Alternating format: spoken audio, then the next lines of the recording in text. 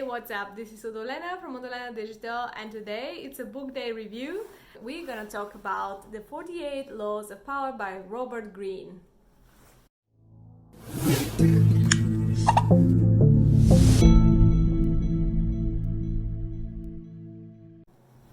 Hello and welcome to my channel. My name is Odolena, and every Sunday I'm posting a video. My major topics are digital advertising. I work for Google, so I post a lot of stuff about how to advertise, but I also like reading, I like politics, I like learning and education. So I will review from time to time some books and courses that I'm doing, some interesting topics that are happening.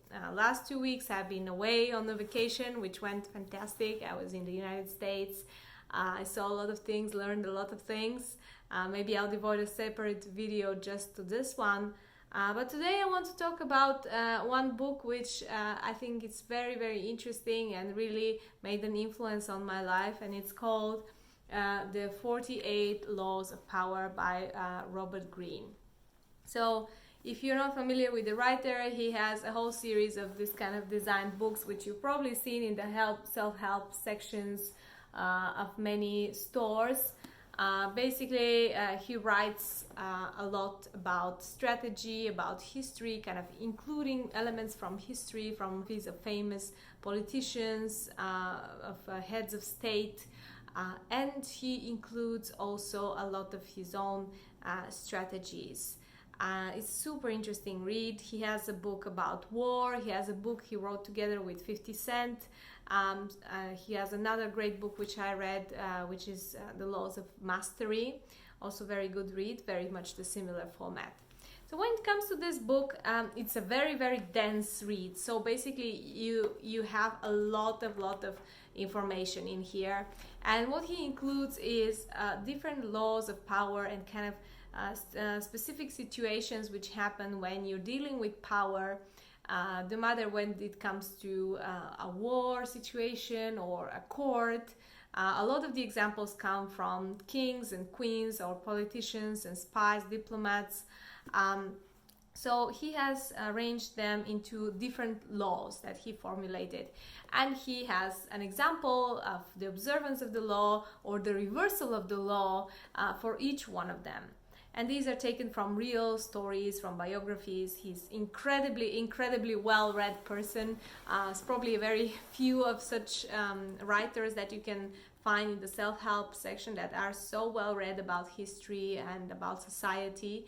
And he has really good understanding of what he's talking about.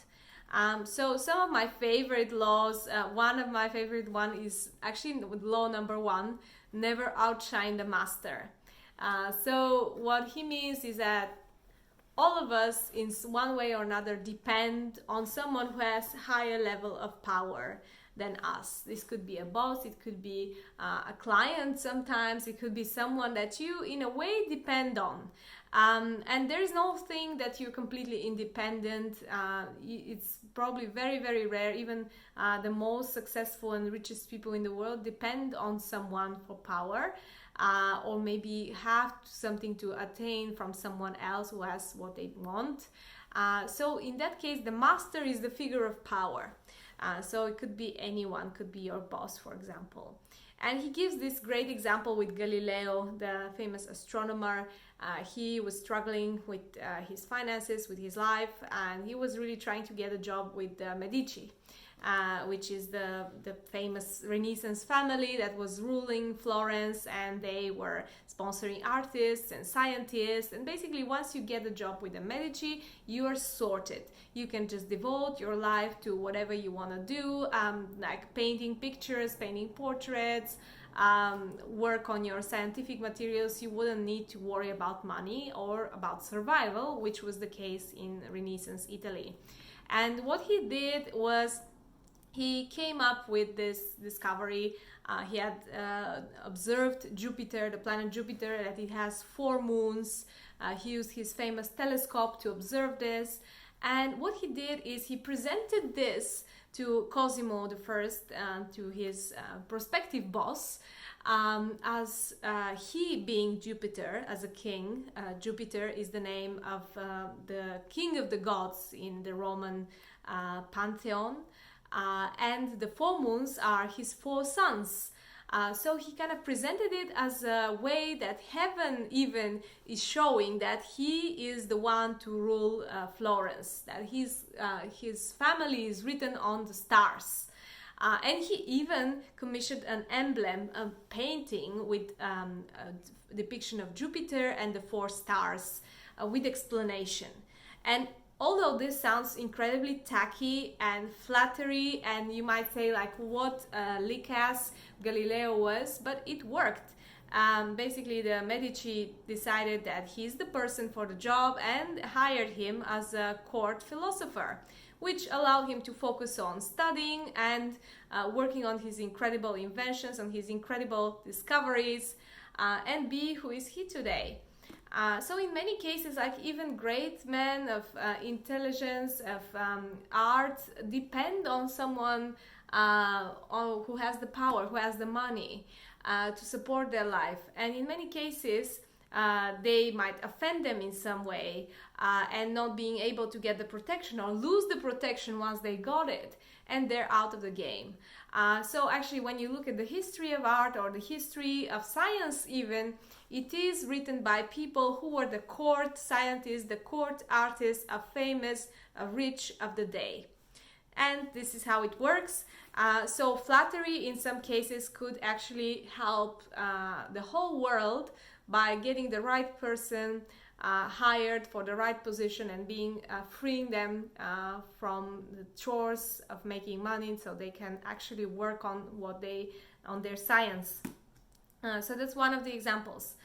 So every of the example is super interesting stories. You can learn so much about power, and you can apply all these things to your life. So you might be thinking like, well, I live in a modern world. Why do I need these power lessons? Like, I work in a progressive company, contemporary company, but that's not the case. Actually, wherever you have power, if you read the book, you will see the exactly same setup, that you have the person in power, which is kind of let's say the king in the past, but now it's a boss or director or whoever. Then you have the favorites of the court, the ones that are with the likelihood to succeed most because they're loved by the authority. Then you have the ones that are struggling to get power, then the ones that are outcasts. Then you have the outsiders. Then you have, let's say, people who are spies or enemies who are infiltrated within. You have these things happening all the time, and basically every organization soon becomes kind of the setup of a Renaissance royal court. And you will have to be careful and to understand what the power is, who has the power, and how you can rule and you can prosper with this environment. It's actually really crucial for your survival, for your career, and for the good of society even. Actually, if you are interested in this kind of things, he mentions many times Nicolo Machiavelli in the book, who is a major inspiration actually for the laws of power. And you can have a look into this book called The Prince by Nicolo Machiavelli. It's a really small book in comparison. So Nicolo Machiavelli was an Italian politician, spy, court person, and he really wanted to get also a job with the Medici, so he wrote this book kind of to get them, like it was kind of his CV to the Medici. So he wrote all the information that he knows from his experience, how to run a country and how to be a boss, how to be a leader in Renaissance Italy. But this book has been kind of the favorite book of many big leaders in history. Like it was the book that Mussolini and Hitler wrote their dissertations on, so it impressed them immensely. Then it was also a book followed by politicians like Tony Blair, some really big, Margaret Thatcher really loved the book. So it's very important read as well. So I think these two go together very, very well. And of course, if you like Robert Greene, you can look into his other books, The Laws of War, The Laws of Mastery, and the book he wrote with 50 Cent, which is about the basically the rap industry, which is also a big battle and a lot of laws of power, a lot of politics is involved in order for someone to become a successful rapper. So yeah, this is all from me for today. I hope you enjoyed this video. Subscribe to this channel and I see you next week with another video.